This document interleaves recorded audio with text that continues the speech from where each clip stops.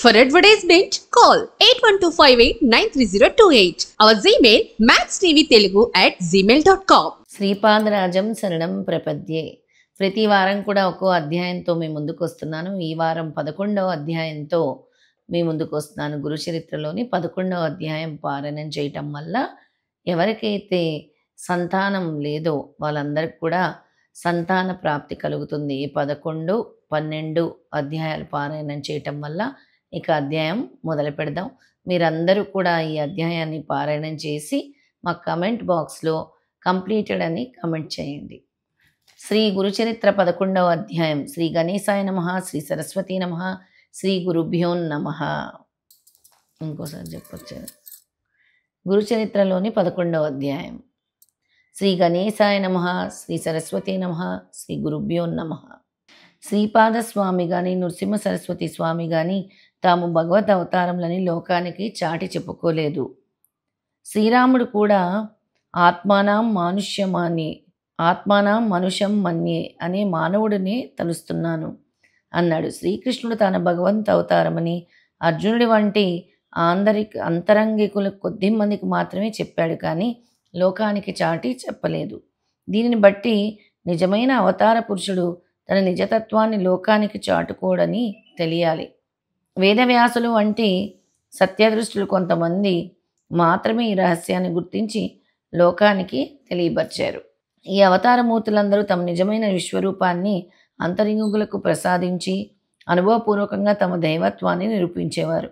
అలాగని పొండరీక వాసుదేవుని వంటి కీర్తికాములు మాత్రమే తాము అవతార పురుషులని లోకాన్ని నమ్మింపజూచారు. అవతార పురుషులందరూ సద్గురువులను ఆశ్రయించి సత్సాంప్రదాయాన్ని పాటించేవారే గాని తమ కట్టి ఆలంబనలు అవసరమని తాము సర్వధర్మాలకు అతీతులమని చెప్పి స్వేచ్ఛాదారులు ఏ రోజు కూడా కాలేదు. అవతార పురుషులందరిలాగే వీరిద్దరూ తాము జన్మతః పరిపూర్ణులైనప్పటికీ వినమ్ములైన సాధకుల వల్లే ప్రవర్తించారు, కానీ సిద్ధులమని విర్రవీగలేదు. ఇవన్నీ కూడా మనం తెలుసుకోవాల్సిన విషయాలు. భగవంతుడు ఏ రోజు కూడా నేను సాక్షాత్తు భగవంతుడిని మానవ జన్మెత్తాను అని ఎవరికి చాటి చెప్పుకోలేదు. ఇక 11వ అధ్యాయం కథలోకి వెళ్ళిపోదాం. నామధారకుడు అత్యంత ఆసక్తితో ఇలా అన్నాడు. అటు తర్వాత శ్రీ దత్తాత్రేయ స్వామి 2వ పర్యాయం ఎక్కడ అవతరించారు, ఏ లీలలు ప్రదర్శించారు?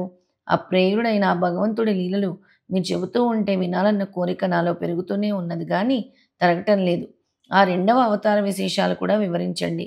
అంతటి శ్రద్ధులైన శ్రోత లభించినందుకు సిద్ధునికి భగవద్లీలలు తన్వి తీరా వివరించి చెప్పే అవకాశం లభించింది. అట్టి అదృష్టానికి పొంగిపోయి సిద్ధుడు నామధారక దీనులను ఉద్ధరించడానికి తనను తాము దత్తం చేసుకున్న పరమేశ్వరుని చేతులు యోగీంద్రులకు కూడా ఊహించని సాధ్యం కానివి.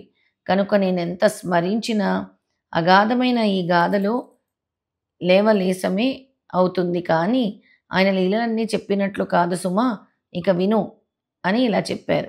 శ్రీపాద స్వామి ఆదేశించినట్టు అంబిక జీవిత శేషమంతా శివపూజలో గడిపింది. ఆమె మరుజన్మలో మహారాష్ట్రంలోని కరంజా లేక లాడా కరంజా అనే గ్రామంలో అకల్కోట్ జిల్లా వాజ్సేవి శాఖకు చెందిన ఒక సద్బ్రాహ్మణుని కుమార్తెగా జన్మించింది. తల్లిదండ్రులు ఆమెకి అంబా అని నామకరణం చేశారు. ఆమెకి పూర్వజన్మ సంస్కారం వలన సౌశీల్యంతో పాటు శివభక్తి కూడా లభించింది. ఆమెకి యుక్త వయస్సు రాగానే మాధవ శర్మ అనే బ్రాహ్మణుడితో వివాహం చేశారు. అతడు మంచి శివభక్తుడు. ఆ ప్రాంతంలో స్మార్తులకు శివవ్రతం చేసుకునే అలవాటు ఉండేది గనక వారి శివవ్రతులు అని కూడా అంటారు.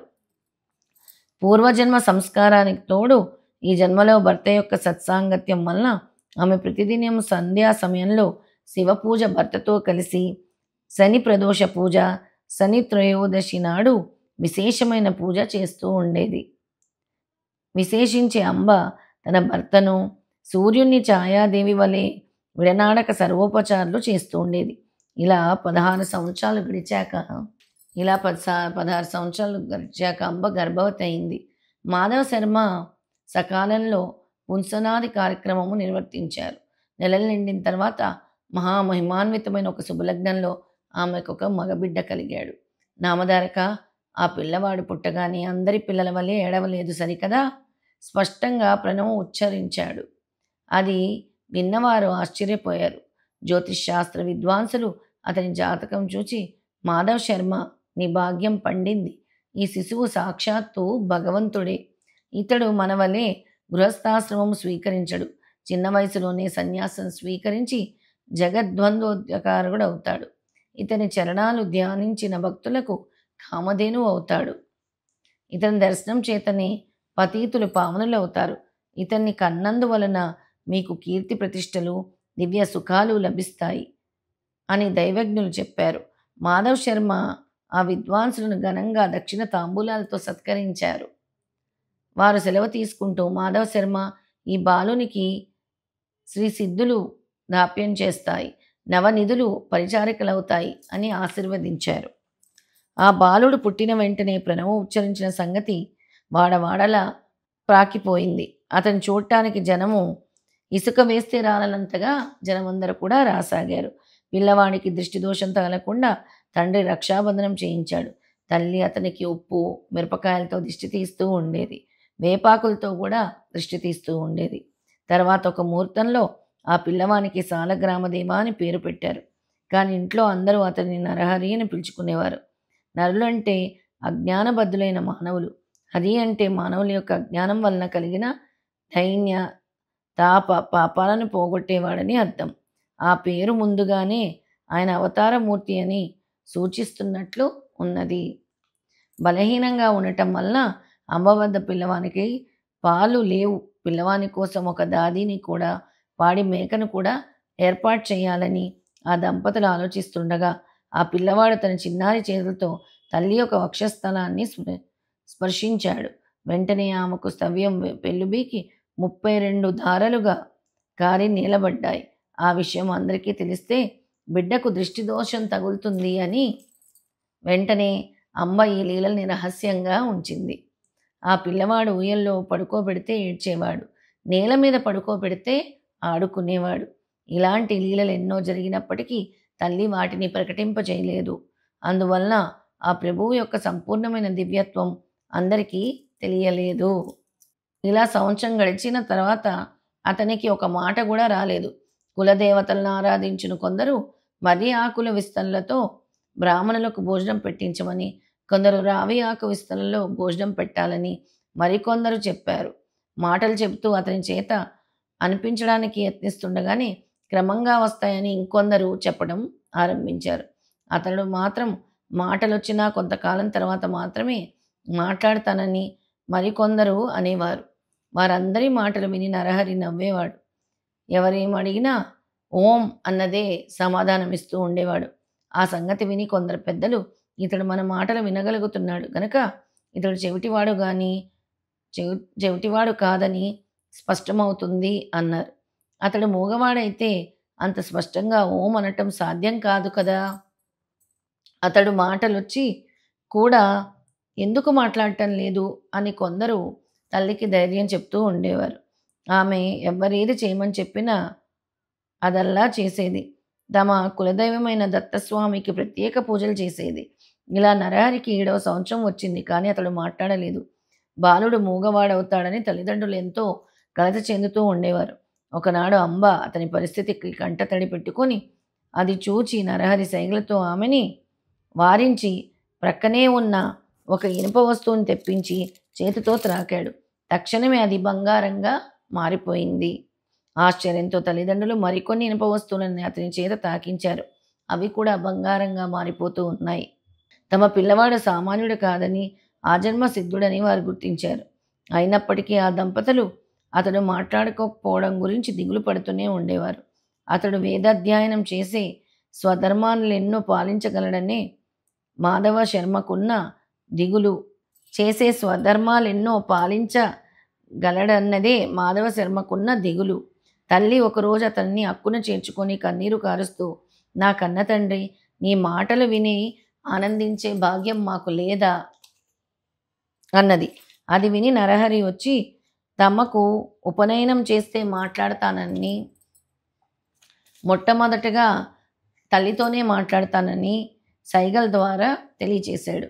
ఆ సంగతి విని మాధవ్ శర్మ ఆశ్చర్యపడి అతనిని ఉపనయనానికి ఒక శుభముహూర్తం నిర్ణయించి ఊరువారందరినీ కూడా ఆహ్వానించారు.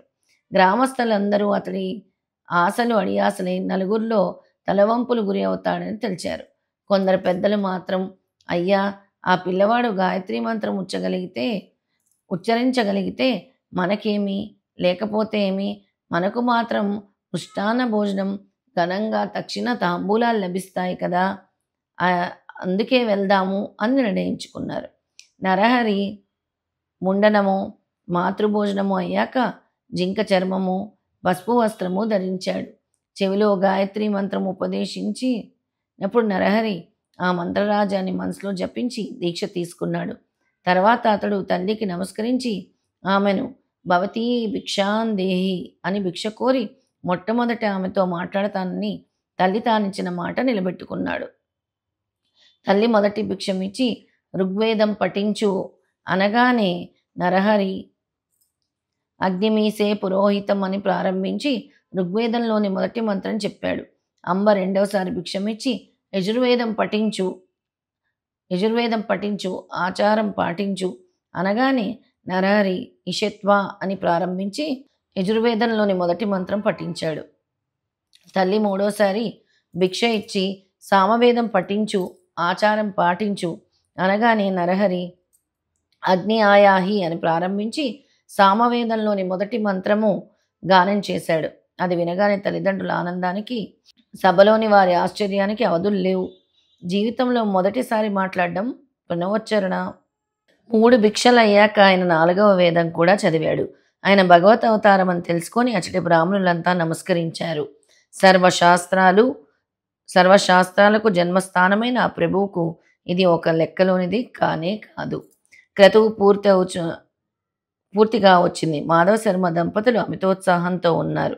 వామని వలె భావిస్తున్న ఆ మహాత్మ బ్రహ్మచారి నరహరిని తల్లి ఆశీర్వదించి, నాయన, ఇక నుంచి నీవు భిక్షతోనే జీవించాలి సుమా అని దీవించింది. వెంటనే అతడు తల్లికి నమస్కరించి, అమ్మ, నీ ఆజ్ఞ మేరకు నేను భిక్షువునవుతున్నాను. నేను సన్యాసాశ్రమం స్వీకరించడానికి అనుమతించండి అని తండ్రి వైపు కూడా తిరిగాడు. ఆ మాటలకు ఆ తల్లి నివ్వెరబోయి దుఃఖిస్తూ, నాయన, ఒక్కగానొక మగబిడ్డవు. మేము 16 సంవత్సరాలు ఎంతగానో ఎదురుచూచి ఎన్నో వ్రతాలు ఆచరించాక పుట్టావు. తర్వాత 7 సంవత్సరాలు నీవు మాట్లాడనే లేదు. ఇంతకాలానికి పరమేశ్వరుని కృప వలన నేను చేస్తున్న పూజలు, వ్రతాలు ఫలించి ఈరోజు మొదటిసారిగా నీ మాటలు వినగలిగాను. అందుకు నేను సంతోషిస్తూ ఉండగా, ఇలా అంటున్నావేమిటి అనగానే, నీవు ఇల్లు విడిచిపోతే మా గతేమిటి? నీవు గృహస్థువై బిడ్డలు కలిగాక సన్యసించవచ్చు కదా అని ఆ తల్లి బ్రతిమాలింది. అప్పుడు నరహరి తల్లిని కౌగలించుకొని ఓదార్చి, అమ్మ, నా మాట విను. వివేకంతో ఆలోచించి ఈ వ్యర్థమైన దుఃఖాన్ని తొలగించుకో. నేను ధర్మ రక్షణ కోసం అవతరించాను. నీకు ఇంకా 4 బిడ్డలు కలిగి ప్రేమతో నీ సేవ చేస్తారు. వెనుకటి జన్మలో నీవు నిష్ఠతో శంకరుణ్ణి పూజించటం వల్లనే నేను నీ గర్భాన్న జన్మించాను అని చెప్పి ఆమె శిరస్సుపై తన చేతి నుంచి ఆశీర్వదించాడు. వెంటనే ఆమెకు తన పూర్వజన్మ స్మృతి కలిగింది. అతడు శ్రీపాద శ్రీవల్లభుడిగా దర్శనమిచ్చారు. వెంటనే ఆమె ఆనందంతో పరవశించి అతని పాదాలపై పడి ఇలా అన్నది, స్వామి, పూర్వజన్మలో కుపుత్రవతినైన నేను ఆత్మాహుతికి పాల్పడినప్పుడు రక్షించిన శ్రీపాదుడివి నీవే. బ్రహ్మాండాలన్నీ నీలోనే ఉన్నాయి. అట్టి నీవు నా గర్భాన పుట్టినందువలన నా భర్త వంశము, పితృవంశము కూడా పావనమయ్యాయి. అతడు ఆమెను లేవదీసి, అమ్మ, ఈ పూర్వ వృత్తాంతం వెల్లడి చేయవద్దు. నీకొక రహస్యం చెప్తాను, గుప్తంగా ఉంచు. నేను సంసారం అంటని సన్యాసిని. నేను చేయవలసిన తీర్థాటనము మొదలైన కార్యక్రమాలు ఎన్నో ఉన్నాయి. అవి నేను ప్రకటించి వీలు లేనివి, రహస్యమైనవి.